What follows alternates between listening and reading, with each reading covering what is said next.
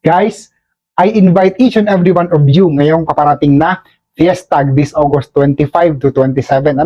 So we have our booth there at magkita-kita tayo. Magdadala tayo nitong mga ActiHealth products natin.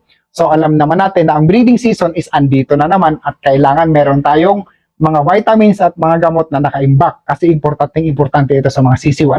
So magdadala na tayo nitong Breeder Max.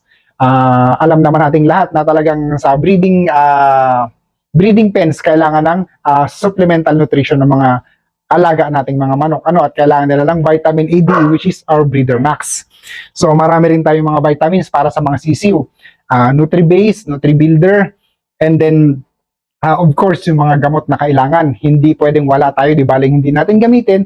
Ang importante, meron tayong nakahanda. So, gamot sa sipon, Respiracure 1 and Respiracure 2. And most importantly, gamot sa bituka or digestive problems kagaya ng coccidiosis na laging nangyayari sa atin taon-taon.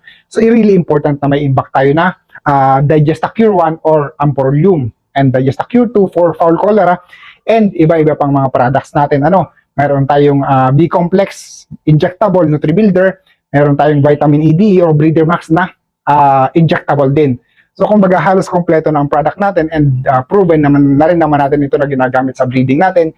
That's why nakapagpalabas tayo ng mga healthy na brood stocks.